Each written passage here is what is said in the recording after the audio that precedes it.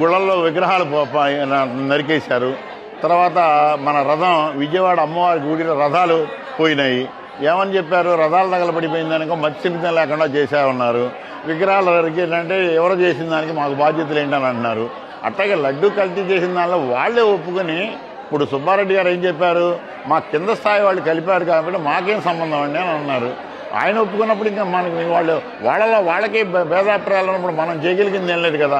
వాళ్ళే ఒక పక్కన కల్తీ జరిగింది కాబట్టి మేం చేయలేదు కదా అని చెప్పి ఒక పక్కన సుబ్బారెడ్డి గారు అన్నారు, ఒక పక్కన కరుణాకర్ రెడ్డి కూడా అన్నారు.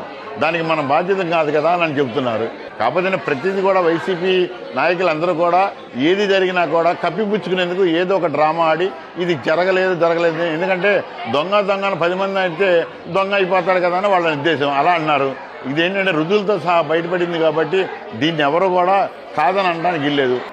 మన జగన్మోహన్ రెడ్డి గారు ఒక్క మాటతో ఇది జరిగిందేమోనండి మాకు తెలీదు, ఒకసారి దీని గురించి ఎంక్వైరీ చేయిస్తానంటే ఒక్క మాటతో సరిపోయేది. కానీ ఆయన ఏంటంటే ప్రతి వాళ్ళని వెనకేసుకొస్తున్నారు కాబట్టి ఇది 100కి 100 పాళ్ళు జరిగింది కల్తీ అన్నది నిర్ధారణ అవుతుంది. కాబట్టి ప్రతి ఒక్కళ్ళ హిందూ మనోభావాలు దెబ్బతిన్నాయని మా అభిప్రాయం.